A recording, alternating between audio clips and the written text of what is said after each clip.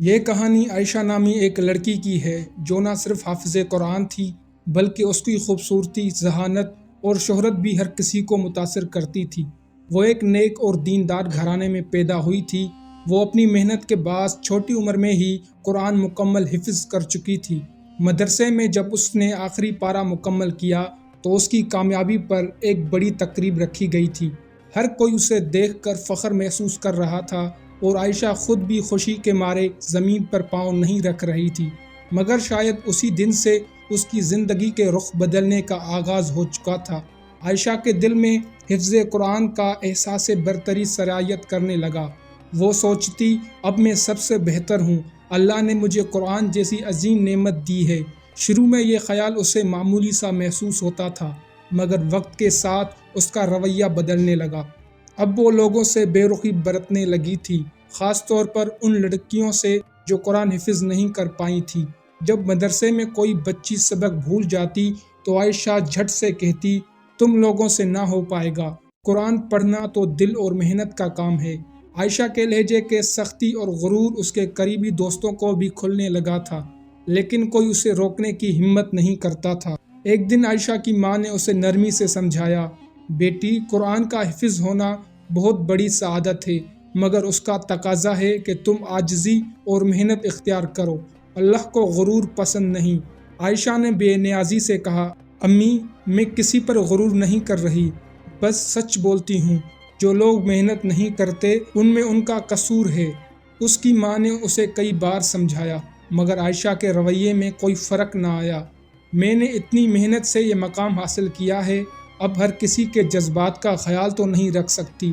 وہ دل ہی دل میں خود کو درست سمجھتی تھی۔ عائشہ نے قرآن کی تلاوت کو بھی اپنی شہرت کا ذریعہ بنا لیا تھا۔ وہ ہر تقریب میں شرکت کرتی اور چاہتی کہ لوگ اس کی تعریف کریں۔ دیکھو میری آواز کتنی خوبصورت ہے، وہ اکثر اپنی دوستوں سے کہتی۔ عائشہ کی نیت میں دکھاوا اور ریاکاری شامل ہو چکی تھی، حالانکہ قرآن کا علم اخلاص کا تقاضا کرتا ہے۔ ایک دن اس کے والد نے اسے نصیحت کی، بیٹا، قرآن اللہ کا کلام ہے، یہ نعمت صرف زبان سے نہیں دل سے بھی محفوظ کرنی ہوتی ہے۔ عائشہ نے بے پرواہی سے سر ہلایا، بابا، آپ کو فکر کرنے کی ضرورت نہیں، میں جانتی ہوں میں سب سے بہتر حافظہ ہوں۔ چند مہینوں بعد عائشہ نے ایک بڑے اجتماع میں قرآن کی تلاوت کرنی تھی۔ وہ پر اعتماد تھی کہ سب لوگ اس کی تعریف کریں گے، لیکن جب اس نے مائک سنبھالا اور تلاوت شروع کی تو اچانک اس کا حافظہ جواب دے گیا۔ جو آیتیں وہ ہمیشہ روانی سے پڑھتی تھی اب وہ زبان پر نہ آ سکیں۔ اسے پسینہ آنے لگا اور دل بری طرح دھڑکنے لگا۔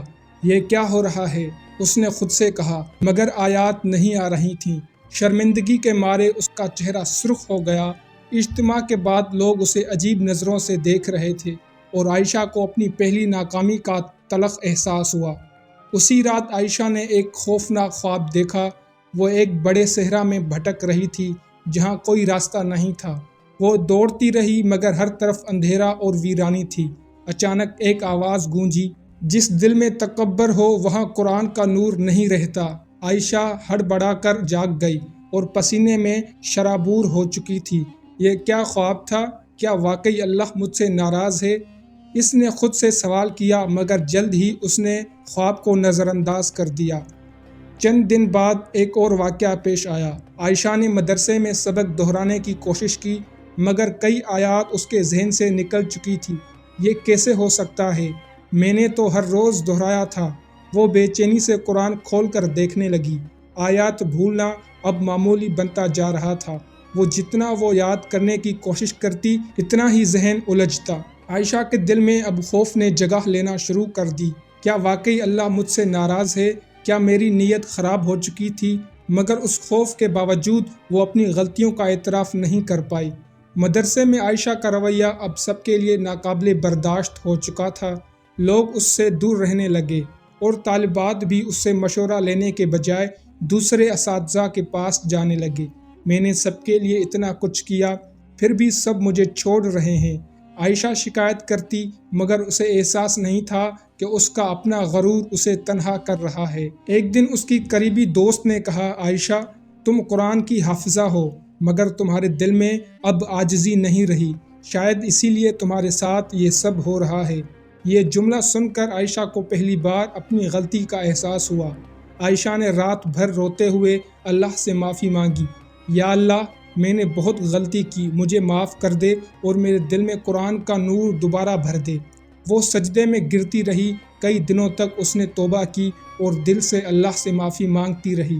آہستہ آہستہ عائشہ کے دل کا سکون لوٹنے لگا، قرآن کا نور دوبارہ اس کے دل میں اترنے لگا، مگر اب وہ سمجھ چکی تھی کہ قرآن کا علم صرف یاد رکھنے کے لیے نہیں بلکہ عمل کے لیے بھی ہوتا ہے۔ عائشہ کی کہانی ہمیں سبق سکھاتی ہے کہ قرآن کا علم صرف ایک نعمت ہی نہیں بلکہ ایک بڑی ذمہ داری بھی ہے۔